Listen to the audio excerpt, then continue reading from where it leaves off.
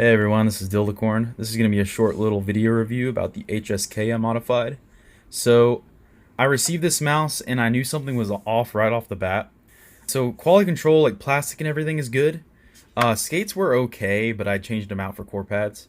But the main issue I noticed was my left mouse button. It felt like it had been really used.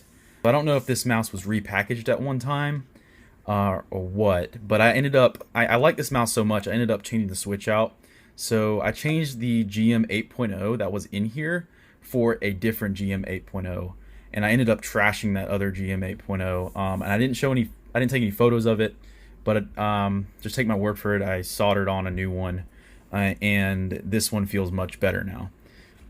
So for anyone that gets a click that doesn't feel like the right click, like it feels like lighter or mushier, maybe try to send it back. Or if you have the experience and you know you can do it, solder on a new one, and that'll fix your issues. And other than that, it's a really light mouse. I really love the shape. I think I'd like this more than the M2K or the M1K because the button height at the front is lower and it gradually comes up. Whereas the M2K and M1K, it's like more flat, and the button height looks like it's higher up slightly, which I think I'd aim good with both, and I'd be comfortable with both. But dude, I'm not spending $350 for a mouse. I know we're all kind of mouse addicts, and I mean this shows I'm a mouse addict. You see all these mice here, but I'm not spending $350 for a mouse. So, yeah, sorry. This cord is a slim cord. It is thinner than a normal paracord, and I think this mouse, any mice that are like at 37 grams, will benefit from this. Like, it's as flexible as a paracord, and it's lighter than a paracord. Highly recommend. You just have to message Slim Cord on Reddit, and give him the details, and he'll send you a cord, and hopefully it works. And in this case, like he didn't have a 3D print for the HSK, this end piece. I told him I just use heat shrink, but he says it's so thin. Like, well, I mean, of course, the cable's so thin that heat shrink won't work. So he has to do he has to 3D print these stress reliefs, but he didn't have one for the HSK. But so I said I'll just wing it. It costs about the same amount as a normal paracord. Shipping's a little longer, of course. Depending where you buy from. Like I buy from Dream Cables normally, or you could just wait for the HSK wireless, which will be the same weight as this, by the way. So yeah, I really like this mouse a lot. I'm gonna continue using it. I switched off the Origin 1X. I do fingertip grip primarily, but I'm just gonna say this. I don't think I'm ever gonna stick to a mouse. Like, not even this mouse. I'll probably switch off of this one day. But for the foreseeable future, this is the lightest, and it feels the most structurally sound compared to a lot of my mice. From what I've heard, G-Wolves is not really known for quality mice. They have some quality control issues. This mouse is like basically perfect, other than my left switch that I had to change out. This mouse is perfect. So if you're a modder, if you you can change switches out, I'd 100% go for this. And I don't know if it'd even be worth sending back if you get a bad switch. Maybe just try to hire someone to solder a better switch on, because who knows how long shipping time is going to be. The stock skates it came with weren't too bad. They're about on the Origin 1X level of bad, if that makes sense. Like I said, they were bad skates, but they're passable. At least the stock skates that came with this were passable. But of course, I'm going to recommend core pads, hands down.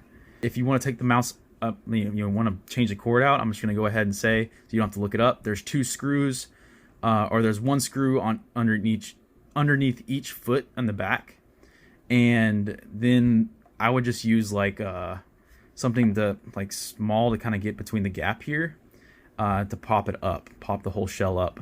And to tension the buttons, there's screws underneath these buttons. That so if they're a little loose feeling, like if they're rattly, which I hope they're not, but if they are, then you can tighten the screws a little bit, and that should help.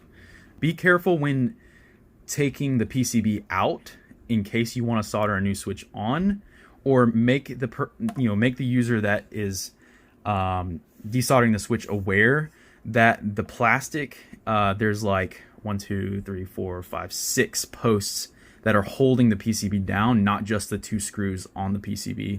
But you'll see what I mean when you open it up. You can kind of see in the photo or in the video right now, there's a little screw down there in the bottom left corner. So there's 1 screw there and there's 1 screw on the other side. And those are the 2 screws you have to take out, but you have to like kind of pull back the post very lightly with your fingers to get the PCB up from each side. So just eyeball it, make sure, don't mess up. It's a great mouse. Just requires small mods possibly. And it could be a fingertip in-game for sure. I'm an aggressive fingertip grip user. So I kind of grip like this or like this, which is kind of more like a claw.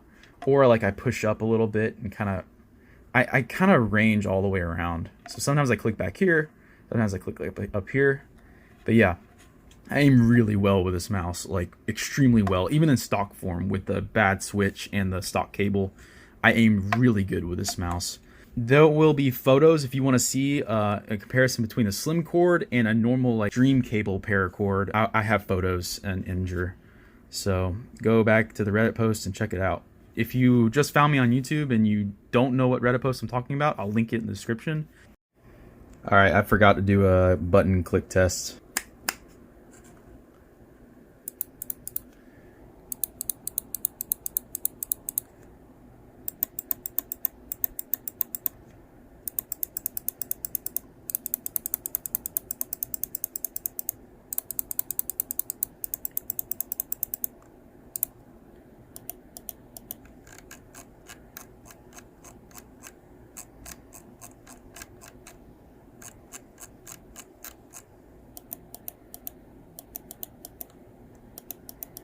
The middle click on this is pretty heavy.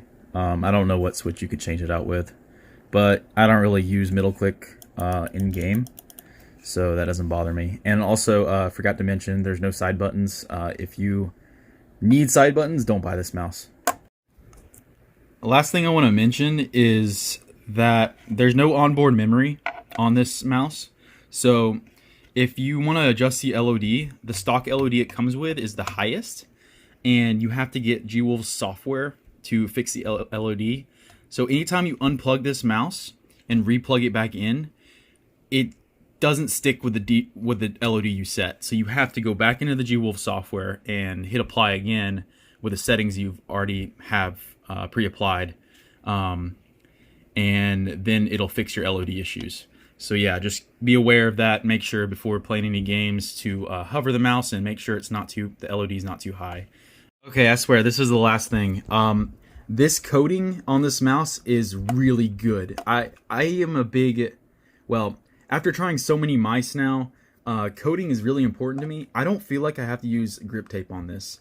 The coating doesn't feel like it's textured, but it might be slightly, but I really can't tell.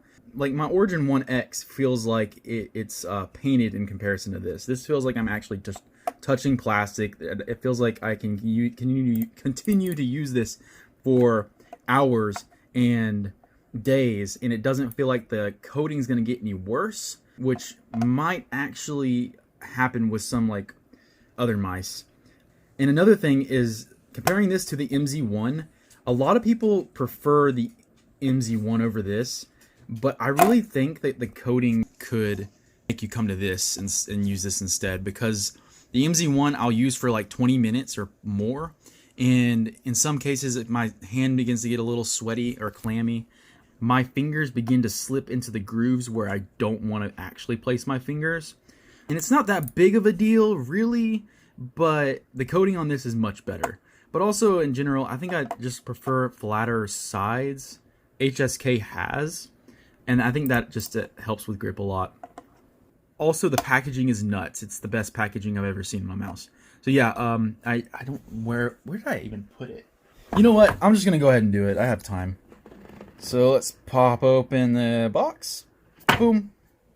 It feels like an Apple box. Like you have to slide it out. Is that cringe?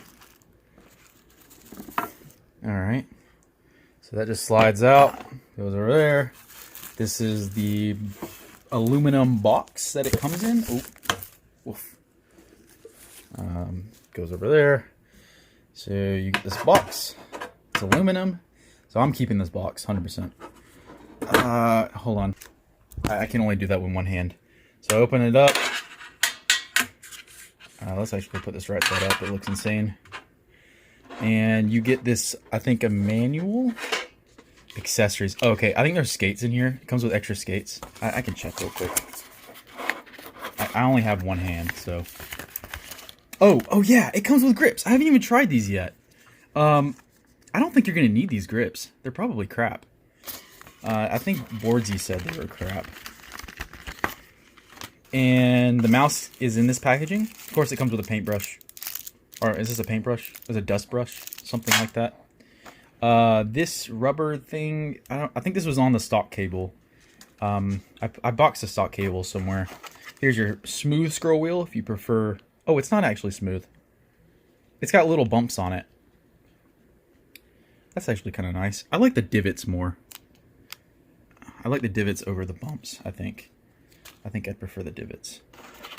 This is a, I guess to apply, oh wait, no, this is just a silica packet. Is that more silica? That's a silica packet. What is this? What is this? I don't know. Oh, it's cologne. It smells good. That's cool. There's nothing inside. I don't know. I'm not gonna take it out. Yeah, there's nothing inside. That's just it. That's what it comes with. Really nice packaging, nice box. Says G-Wolves on the side. QR code on the bottom. Yeah. The G-Wolves Husky. Thank you guys for watching the review. And a small little unboxing at the end. Hope you have a nice rest of your day. Peace. By the way, yep, there is directions in this slip here to install the software. 37 plus or minus 2 grams. And there's the PTF feet that it comes with that I would recommend getting core pads instead. But these skates might work fine with like smooth pads, smooth, non-textured pads that are not glass. All right.